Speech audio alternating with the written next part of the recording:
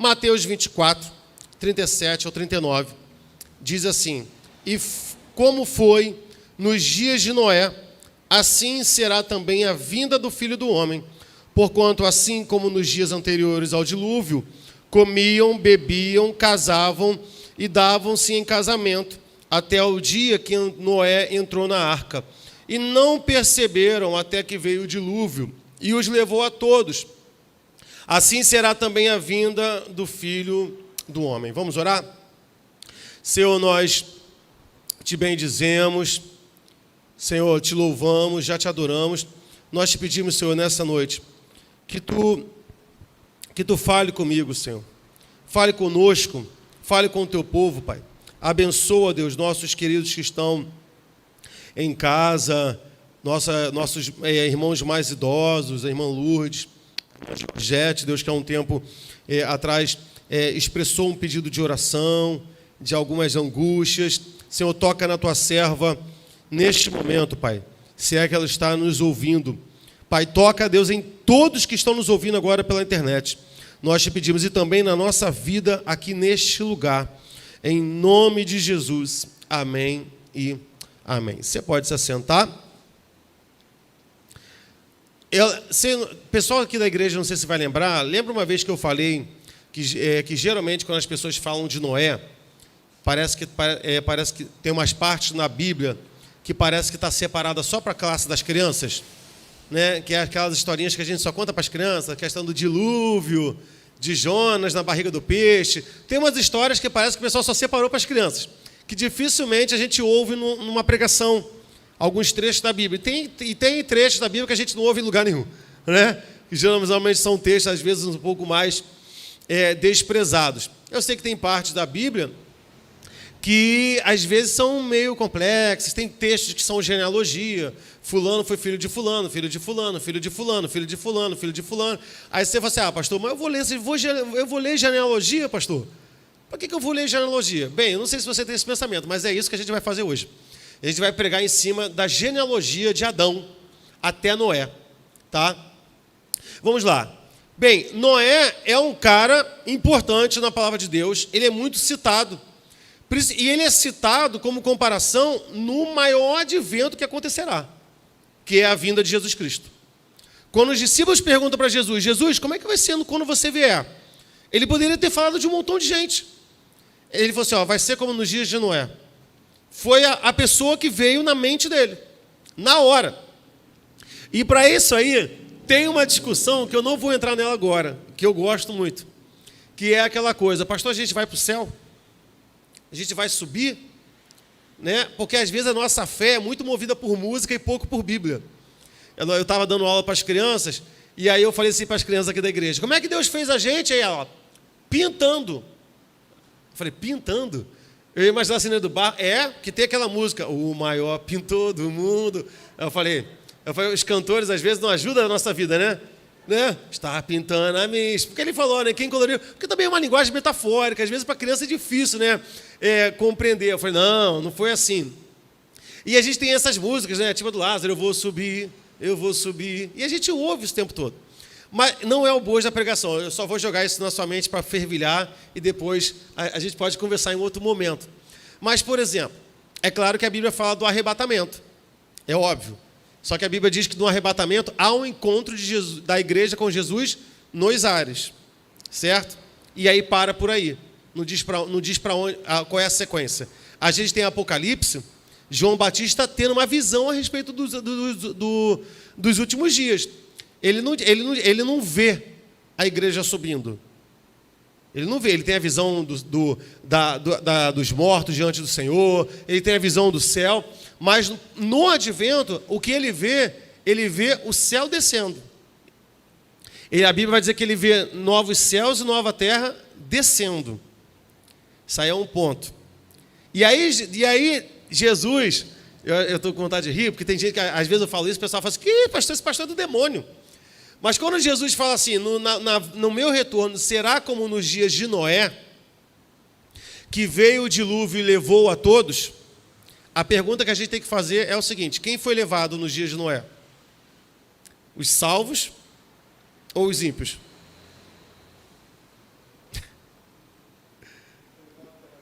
Quem foi levado pelas águas? Os ímpios. Não foram os salvos. Bem, aonde os salvos ficaram? Na arca. Quem Jesus é? É a arca. Jesus é a arca hoje. A arca é uma tipologia de Cristo, onde há salvação. A arca subiu, e depois que aquele momento de juízo aconteceu, a arca desceu. Bem, mas isso aí é uma outra conversa. Só para a gente pensar. Aí pensava assim, que isso, Sandro? Eu vou morar no céu, lá tem rua de ouro, e eu vou para... Tudo bem, irmão. Para a gente, céu é onde Jesus estiver. Se Jesus fala assim, eu vou levar vocês para Marte, eu vou para Marte com ele, irmão. Se ele fala assim, a gente vai para os anéis de Saturno, eu vou para os anéis de Saturno com ele, irmão. Para onde ele for, eu vou. Entende? Porque até o céu é muito pequeno. Até o céu é muito pouco se Jesus não estiver lá. O problema é que às vezes a gente tem uma visão muito imobiliária do céu, de empreendimento imobiliário. Você vê esses folders de prédio, caramba, o céu é o maior empreendimento da minha vida. Só que há um outro texto que configura o céu, quando Deus fala para Moisés, está aí a terra prometida, andei com vocês até aqui, esse povo me cansou, que é uma prova que Deus coloca a Moisés, e fala assim, eu não irei adiante com vocês. O que Moisés fala? Se o Senhor não fores conosco, nos mate no deserto. Porque o que nos torna diferente é a tua presença no nosso meio. Então, você vê que ali eles estão saindo de uma escravidão, passando pelo deserto e indo para a terra prometida, que hoje, para nós, é a imagem do quê? Da salvação final, do céu. Será que se Deus fala para mim, Sandro, está tudo preparado no céu, preparei morada, tem rua de ouro, é um casarão, mas eu não vou ficar com esse povo, não. Seria a mesma coisa. Qual seria a nossa resposta? Será que a gente responderia assim, não, Senhor? Então me mata aqui. Encerra a minha vida aqui, porque o céu sem o Senhor não tem graça? Porque até o céu, uma hora ia enjoar. Eu ia ficar todo dia, portão de pérola, portão de pérola. A glória do céu não é o céu. A glória do céu é a presença de Cristo lá. Amém? É Ele que é a glória que jorra para a eternidade, e não o céu. Bem, mas não é isso. Vamos lá. Então, Jesus vai falar sobre Noé. Vão ter outros textos que vão falar sobre a genealogia de Noé. Ô, Milena, tipo assim, quando eu ler o texto, pode deixar ele aí, não tem problema não. Aí pode trocar só quando a gente mudar de texto mesmo, tá? 1 Crônicas 1, de 1 a 4, vai falar sobre a genealogia de Adão até Noé e os seus filhos. Vai estar Adão, Sete. Sete é o filho que ficou no lugar de quem? De Abel. Lembra? Caim mata Abel, Deus dá um outro filho para substituir Abel, que é Sete. Então vai ter Adão, Sete, Enos, Cainã, Maalaleel, Jered, Enoque, meu pai, Matusalém, Lameque, Noé, a gente vai falar só até Noé, e a gente vai ter Sem, Cã, ou em algumas versões Cão, e Jafé. Gênesis 5, do 1 ao 32, eu quero ler esse texto, apesar de ser grande, mas é importante para nós nessa noite. Diz assim: Este é o livro das gerações de Adão. No dia em que Deus criou o homem, a semelhança de Deus o fez. A história está começando com quem? Eu sei que vocês vão falar Adão, mas não era pegadinha não. Mas está começando com quem? Quem fez Adão? Deus. Então toda a história começa em Deus. Deus vai iniciar. No dia em que Deus criou o homem, a semelhança de Deus o fez. Homem e mulher os criou e os abençoou e chamou o seu nome Adão, no dia em que foram criados. Aí agora vai começar a genealogia.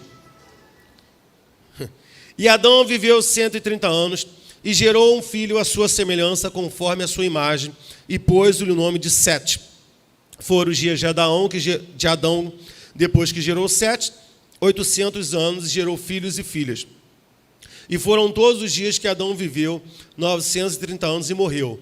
Para os céticos, pastor, na época a contagem era de idade, era uma outra contagem, né? Existe essa teoria. Mas eu não duvido que os homens vivessem muito mesmo.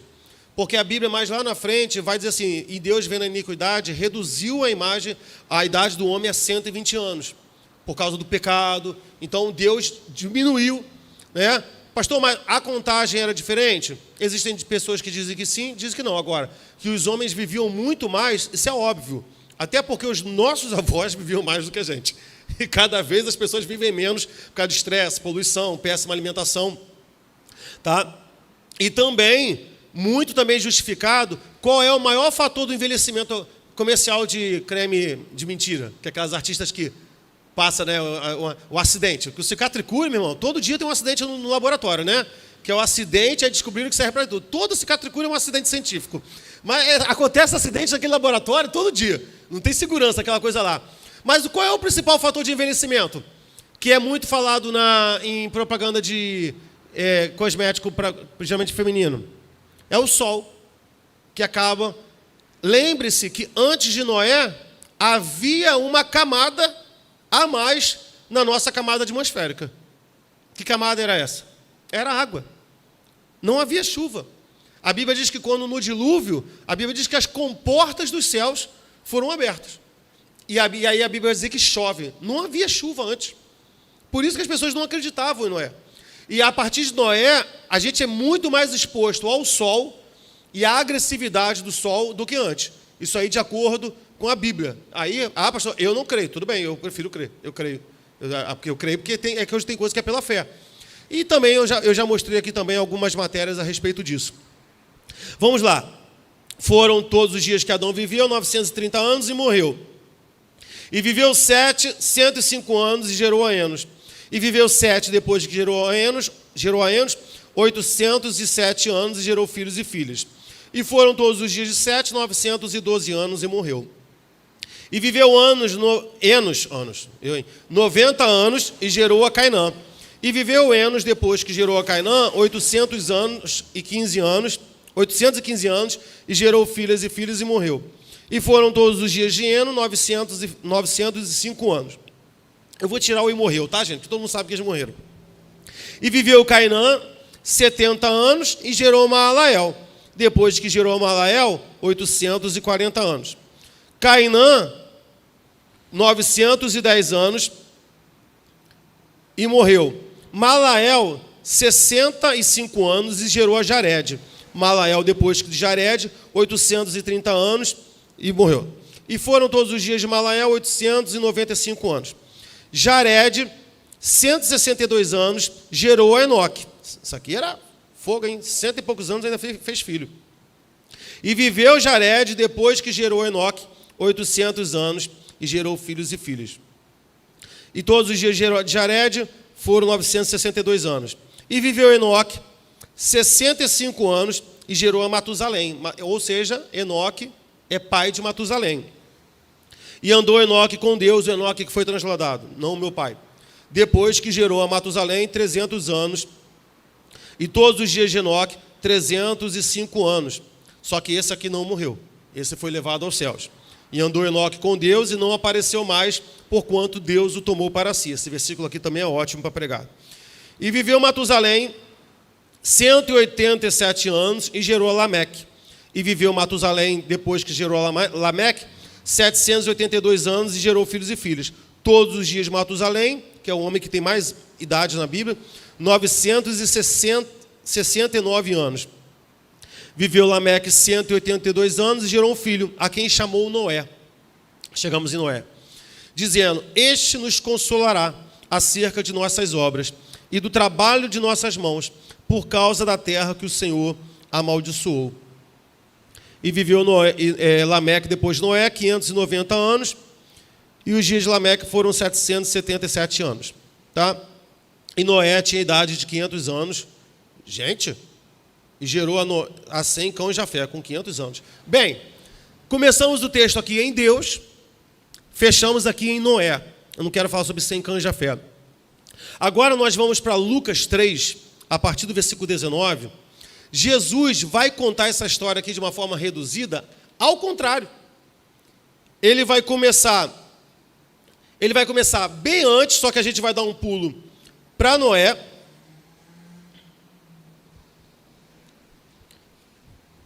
Lá no batismo de Jesus. Pode passar esse versículo aí. Vê se você acha o versículo que eu vou começar. E aconteceu, como todo o povo se batizava... Isso, é o 21. Vamos lá. E aconteceu, como todo o povo se batizava, sendo batizado também Jesus, orando ele, o céu se abriu, e o Espírito Santo desceu sobre ele em forma corpórea, como pomba, e ouviu uma voz do céu que dizia: Este é o meu filho amado, tu és meu filho amado, em ti me comprazo. E o mesmo Jesus começava a ser de quase 30 anos, como se cuidava filho de José. E aí, Jesus vai começar a falar de uma genealogia. Lá no finalzinho, se eu não me engano, deixa eu ver aqui qual versículo que está. 38, vê se é o versículo 37. Jesus vai estar falando de vários homens, ele vai passar por Jessé, vai passar por Davi, ele vai para chegar em Deus, para dizer que ele realmente é o Filho de Deus. Porque Deus desce, o Espírito Santo desce do céu em forma de uma pomba e diz assim: esse é o meu filho. O que está acontecendo ali? O que está acontecendo ali é o bar mitzvah de Jesus. Vocês já ouviram falar? Na cultura judaica tem o tal do bar mitzvah, que é quando o garoto se torna já jovem, rapaz, e aí o pai apresenta ele para a comunidade judaica. E aí aquele filho é apresentado para os rabinos, aí ele é como se ele fosse um de maior na religião. Ele pode ser repreendido por um rabino, até ali ele só era tutelado pelo pai. Quando Jesus se batiza, para a cultura hebraica, isso tem muito sentido. É por isso que isso só é previsto em Mateus. Inclusive, a genealogia de Jesus só é escrita em Mateus, porque o evangelho de Mateus é escrito para os judeus. Então, Deus não precisava fazer isso, mas Deus monta uma cerimônia de bar mitzvah. Porque quando o pai apresentava um filho no bar mitzvah, ele apresentava o filho e falava assim: isso aqui é o que me honra, isso aqui é a alegria da minha vida. Isso aqui, já viu aquele coisa do pai que às vezes quer constranger o filho? Isso aqui, toca teclado, está fazendo faculdade, tem uma namorada bonita. Deus fez a mesma coisa com Jesus. O pombo desce, simbolizando ali o Espírito Santo, e aí ouve-se a voz dizendo: este é o meu filho em quem me comprazo. O que significa? Este é o meu filho que em mim gera prazer. Este é o meu filho que me agrada. Deus, o próprio Pai, apresentou Jesus para a comunidade judaica. E aí lá no final, Jesus vai estar falando sobre todo o histórico da família dele, e vai chegar aqui, ó, e Salá de Cainã, e Cainã, ele não fala idade, né? E Cainã de Arfaxade, Arfaxade de Sem, Sem de Noé, Noé de Lameque, Lameque de Matusalém, Matusalém de Enoque, e Enoque de Jarete, Jarete de Maleel, Maleel de Cainã, Cainã de Enos, Enos de Sete, Sete de Adão e Adão de Deus. No início do texto, se você anotar, você vai perceber que Jesus começa falando de José. Ele fala: olha, José, meu pai da terra. Aí ele vai dando histórico. Aí ele vai passar por Davi, vai passar por Jessé, e vai chegar em Adão e vai dizer: em Adão de Deus. Ou seja, ele está dizendo que toda a genealogia dele começa em Deus. E por isso, sim, ele é filho de Deus. E mais ainda, ele está mostrando para ele que toda a história do povo de Israel, isso que é tremendo, que toda a história do povo de Israel, que começou em Deus, que inclusive eles tinham aquela cultura, culminava nele. Aí a gente entende por que os religiosos, os fariseus, os saduceus, os rabinos tinham tanto ódio de Jesus. Porque ele traz tudo para ele.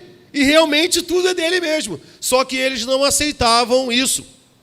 E aqui a gente vai começar a falar sobre essa mensagem de Adão até Noé. Porque qual foi o texto que a gente leu? Jesus Cristo, como será no último dia? Ele vai dizer assim: vai ser igualzinho como foi com Noé. Há uma mensagem culminando em Noé. Entende isso? Às vezes as pessoas pensam assim: quando Jesus estava ali no Getsêmani, e fez aquela oração: Pai, se possível, passa de mim esse cálice. As pessoas dizem assim: olha, nossa salvação teve por um triz. Porque se Jesus resolvesse falar para o Pai: eu não vou para a cruz, vocês acham realmente que o Pai o obrigaria? Não obrigaria. Ué, Sandro, mas aí Deus ia condenar todo mundo, o mundo inteiro? Deus já tinha feito isso uma vez. Ele fez em Noé. Deus aniquilou todo mundo, salvou só uma família. Não seria a primeira vez que Deus faria isso. Não seria a primeira vez. E talvez, poderia até mesmo, talvez ser a terceira vez. Porque, não sei se você se lembra, quando Moisés sobe o Sinai, e o povo está se corrompendo lá embaixo diante do bezerro, o que Deus fala para Moisés? Que Deus sempre prova, né? E ali Moisés foi audacioso, né? Deus fala assim para Moisés: Moisés, esse povo me irrita demais. Isso é na minha versão, tá? Moisés, esse povo me irrita demais. Moisés fica assim: o que houve, Deus? Está todo mundo se corrompendo lá embaixo, Moisés. É porque tu não está vendo. Está rolando churrascada lá com o bezerro de ouro. Está todo mundo na idolatria. Aí Deus fala assim: Moisés, vou matar todo mundo. Olha Deus falando para Moisés: vou matar todo mundo e de ti eu vou fazer uma grande nação. Isso encheria o coração de Moisés, né? Caramba, de vaidade. Que isso, hein? Estou podendo. Qual é a resposta de Moisés para Deus? Moisés fala assim: comigo não, Senhor. Teu trato é com Abraão. Tua promessa é com Abraão, não comigo. Tu tens uma palavra para zelar. Olha que prova, meu irmão, que Deus coloca Moisés. E aí Deus não destrói o povo. Entende? Mas já pensou se Moisés fala: não, Senhor, vamos lá, passa o rodo em todo mundo mesmo. Sei lá. Talvez não aconteceria porque Deus já tem um planejamento. Mas você vê que são fenômenos, aspectos, pontos na Bíblia que colocam, que demonstram a fragilidade da nossa vida diante de um Deus tão zeloso. Você vê que Ele mesmo nos protege dele mesmo. Ele vai mantendo tudo. Porque se dependesse de nós, irmão, se dependesse de nós já demos vários motivos para Deus acabar com a gente. A humanidade já deu vários motivos para Deus falar assim: meu Pai. E a Bíblia diz assim: por que Deus não voltou ainda? Porque Deus é longânimo em salvar. As pessoas dizem assim: não, Deus não voltou ainda porque ele só vai voltar quando o último ouvido do Evangelho. Isso tem nada a ver. A Bíblia diz que ele só não voltou ainda porque ele é longânimo em salvar. Porque ele está dando tempo para que as pessoas se acheguem a ele. Bem, qual é a mensagem que culmina em Noé? Quando Deus traz juízo sobre a terra. Antes da gente começar, eu quero dividir dois textos com vocês. Lucas 24, 25 a 27. Vai dizer assim: então ele lhes disse: como vocês são insensatos e demoram para crer em tudo que os profetas disseram. Não é verdade que o Cristo tinha de sofrer e entrar na sua glória? E começando por Moisés e todos os profetas, explicava o que constava a respeito dele em todas as Escrituras. Isso aqui é Jesus Cristo encontrando alguns discípulos no caminho de Emaús. Veja que ele começa em Moisés até os profetas. O que é Moisés? Os escritos de Moisés, o Pentateuco. Gênesis, Êxodo, Levítico, Número e Deuteronômio. Jesus vai encontrar aqueles homens. Veja que Jesus vai conversar com eles de Gênesis até Malaquias. Jesus vai conversar sobre todo o Velho Testamento. E no final ele vai dizer: e ele explicou para eles que tudo era a respeito dele. Que tudo no Velho Testamento é a respeito de Jesus. Mateus 5, 17, 18, vai dizer: não cuideis que eu vim destruir a lei e os profetas. Não vim abirrogar, tipo assim, tirar a validade, mas cumprir, porque em verdade vos digo que até que o céu e a terra passem, nenhum jota ou um tio se omitirá da lei sem que tudo seja cumprido. Por quê? Porque Jesus é o cumprimento de toda a lei. Porque toda a lei fala de Jesus. Bem, eu quero dividir com vocês agora sentidos dos nomes que a Bíblia fala tanto, da geração de Noé até Adão. Jesus Cristo falou, aparece em Crônicas, aparece em Gênesis, há um sentido e há uma importância. Bem, a gente vai ter o primeiro homem, que é Adão, que significa homem. Amém? Adão significa homem. Depois a gente vai ter o nome Sete, que foi o filho substitutivo de Abel. Abel significa sopro, vapor, fragilidade, que é bem legal a gente pensar nisso também. Por quê? Porque Abel morre, mostrando como a nossa vida, a Bíblia fala em outros textos, a vida é como um vapor, a vida é como uma erva, é como uma flor da erva. Ela nasce, seca, a vida é assim. Abel morre, só que Deus promove um substitutivo para Abel, e ele vai trazer Sete, que significa apontado, mostrado, aquele que indica a direção. Depois Sete vai ter um filho chamado Enos, que significa mortal, fraco, miserável, incurável, é usado para simbolizar tristeza, desgraça, doença. Depois de Enos, a gente vai ter Cainã, que significa aflição, lamentação, desgraça. O povo de Israel, eles dão o nome, eles não dão um nome igual a gente.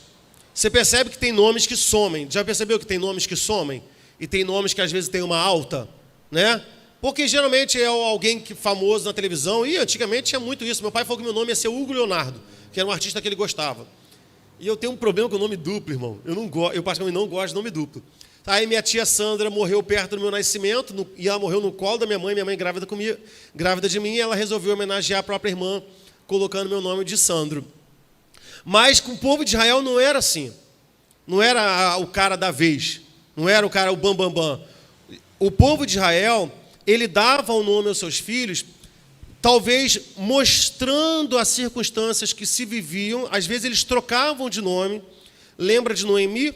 Quando sai da sua terra, com seus filhos, seu marido, os filhos morrem, o marido morre e ela volta. E as pessoas dizem, olha, Noemi voltou. E o que ela diz? Não me chame mais Noemi, me chame Mara, que significa águas amargas, porque a minha vida tem sido uma amargura.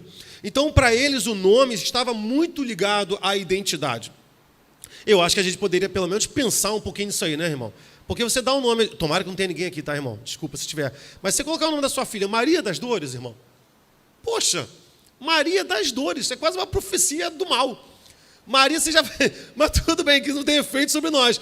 Mas, pelo menos, a gente pode facilitar a vida dos nossos filhos, não é verdade, irmão? Né? Eu sou professor. Sai, eu quero botar meu filho Ian. Aí não quero usar I, quer ser chique, bota com Y. Aí tu esquece na alfabetização, primeira coisa que a professora vai lá assim, escreva uma palavra com a primeira letra do teu nome, o nome do teu filho tem Y. Ele vai escrever o quê, irmão? Yakut? Pô, o povo de Israel não era assim. Dependendo da circunstância, ele colocava o nome. Lembra quando a Arca da Aliança foi tomada? E aquela mulher está grávida, e ela vê a Arca da Aliança, qual é o nome do filho que ela coloca? Icabô, que significava o quê? Foi-se a glória de Deus. Eu gostaria de fazer o teu trocadilho aí? Acabou, né?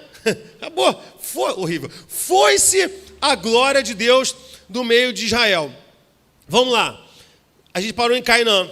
Depois a gente tem Maalalel, que vem de Malal, que significa santo, abençoado, glorificado. E El é um sufixo para Deus. A gente vai ter Gabriel, Miguel, a gente vai ter Daniel, que significa Deus é meu juiz. Depois de Malel, ele tem um filho chamado Gered. Gered significa descerá. Descerá. Pronto, acabou. Ai, que significado horrível, descerá. Depende da perspectiva, né? Se você cantar descerá sobre ti o Espírito Santo, descerá é bonito. Tudo depende da perspectiva. Gered tem um filho chamado Enoque, que significa instrução ou começo. E Enoque andou com Deus. Veja que a gente está lá, olha, muito antes de Moisés, muito antes. E Enoque já lá profetizou sobre a vinda de Jesus, que ainda não aconteceu. Onde está essa profecia? Na carta de Judas, capítulo 4, versículo 15. E Judas vai dizer, e destes profetizou também Enoque, o sétimo depois de Adão, dizendo, eis que é vindo o Senhor com milhares dos seus santos, para fazer juízo contra todos e condenar, dentre ele todos os ímpios, por todas as suas obras de impiedade, que impiamente cometeram, e por todas as duras palavras que os ímpios pecadores disseram contra eles. Você vê que Judas está citando uma profecia de Enoque, de algo que ainda não aconteceu. É de algo que a gente espera. É de algo que Jesus foi questionado. Jesus, como vai ser na sua vinda? Enoque, sétimo depois de Adão. Pouca coisa, gente. São 7 gerações só. É perto, de acordo com a idade deles, mas é perto do início da formação do mundo. E Enoque já estava falando sobre a segunda vinda de Jesus. Não estava falando nem sobre o nascimento. Ele já estava falando sobre a sua descida em glória, para julgar a terra. Depois de Enoque, a gente vai ter Matusalém, que significa sua morte trará. Matusalém é pai de Lameque, que significa aflição, lamentação, ausência de esperança, e Lameque vai ter um filho chamado Noé. Gênesis 5, versículo 29, abra lá comigo. A gente já leu, mas eu quero ler mais uma vez. Consegue colocar aí? Gênesis 5, versículo 29. E pôs-lhe o nome Noé, dizendo: Este nos consolará dos nossos trabalhos e das fadigas de nossas mãos, desde a terra que o Senhor a amaldiçoou. Esse é o significado de Noé. Consolo, alegria, descanso. Bem, pastor Sandro, o que isso significa? Significa que quando Jesus voltar, ele trará o julgamento, porque toda a humanidade foi exposta ao Evangelho, foi exposta às boas novas de salvação. Por que que os homens até Noé não são inculpáveis? Porque até Noé, Deus também expôs as boas novas de salvação. Até Noé, Deus expôs todo o Evangelho, porque os nomes surgiam de acordo com a situação. E Deus também tratava com o seu povo. Bem, lembre-se dos significados. Adão significava homem. Sete, apontado ou determinado. Enos, mortal. Cainã, desgraça, pena, aflição. Maalalel, o santo Deus. Jared, descerá. Enoque, ensino. Matusalém, sua morte trará. Lameque, desesperado ou sem esperança. E Noé, descanso ou conforto. Se a gente ler os significados, ligar todos os significados, desde Adão até Noé, nós teremos a seguinte afirmação: ao homem está determinado mortal penalidade, mas o santo Deus descerá, ensinando que sua morte trará ao sem esperança o descanso. Isso é tremendo, irmão. Veja a riqueza de a gente pegar uma genealogia e entender que através desses homens, Deus falou sobre Jesus Cristo. E falou que através de Jesus Cristo haveria descanso. E que ali foi por Noé. Por isso que muitas pessoas, lembra quando eu preguei aqui, que as pessoas às vezes acham que Jesus desceu ao inferno? Também ligado à música, né? Daquela música até legal, eu cantava muito. Jesus veio ao mundo, desafiou as trevas, antiga, né?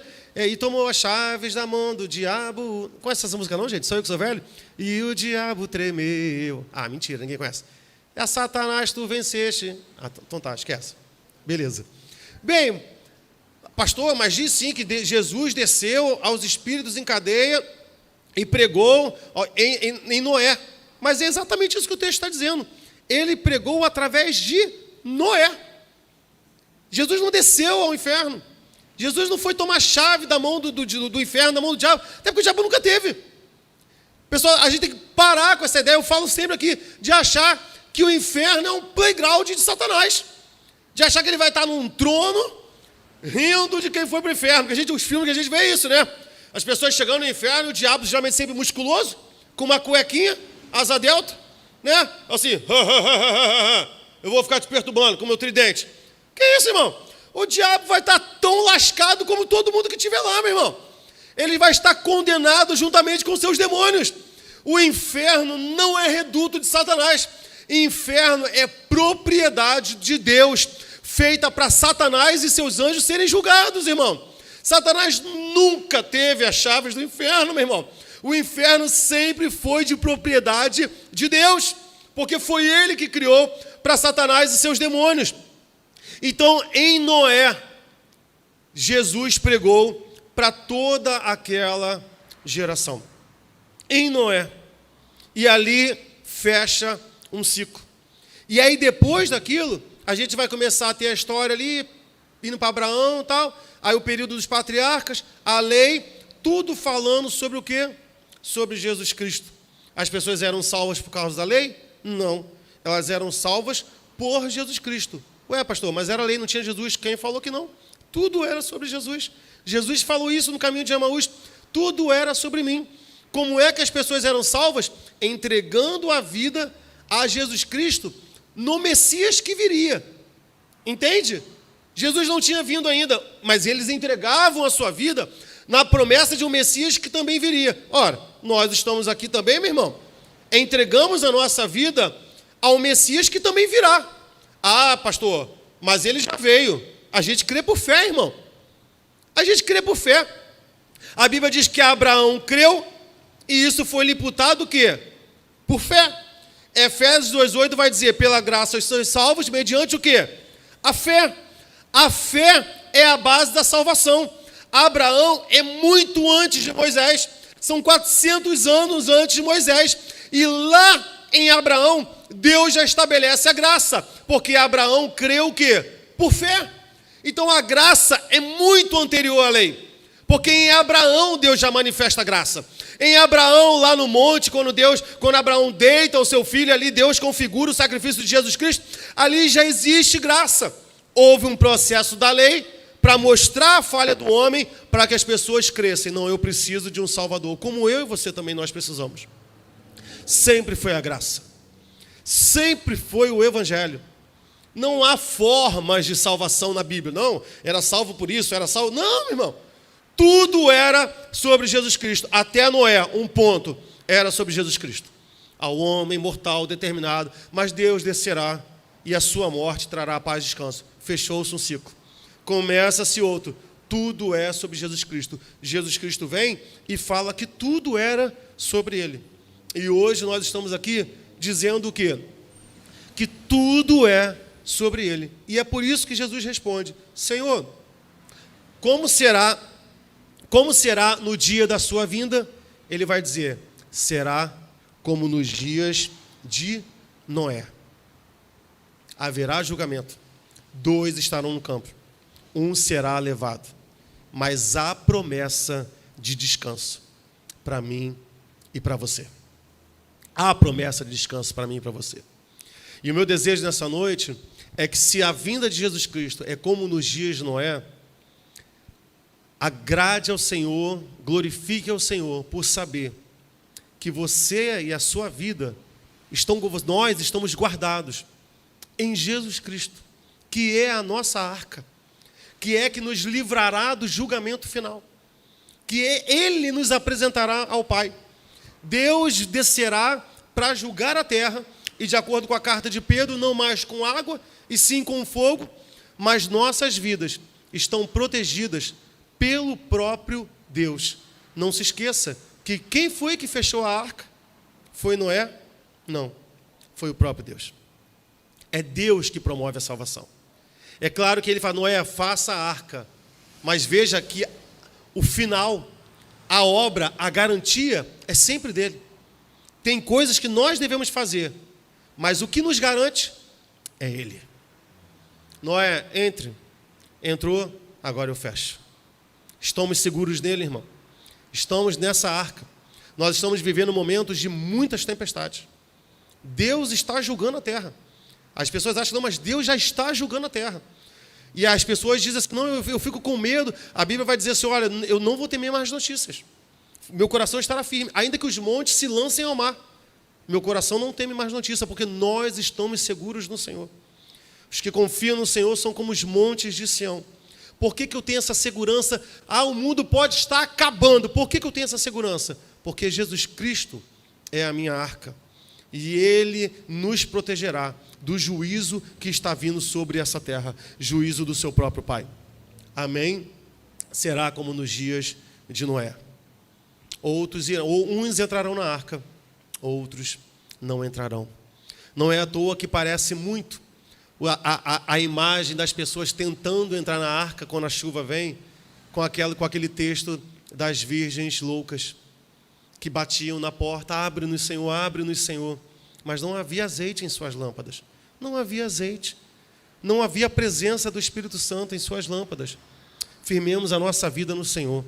Firmemos a nossa vida, porque essa é a parte que nós devemos fazer. Sermos vigilantes. Noé era construir a arca. As pessoas caçoavam dele. As pessoas caçoavam. Que isso, Noé? Nunca choveu, você está maluco? Vai fazer barco? Está doido, cara. As pessoas podem caçoar de nós. Está indo para a igreja para quê, cara? Está lendo a Bíblia para quê, rapaz? Está orando para quê? A gente passa, meu irmão. Muitas pessoas caçoam como caçoaram de Noé. Jesus falou isso. Mas a chuva veio e pegou a todos desavisados. Jesus vai vir como um ladrão. Ninguém espera, mas ele virá. Ninguém sabe o dia, mas ele virá. Então que a gente prepare a nossa vida para encontrar com Jesus Cristo. Amém? Vamos ficar de pé?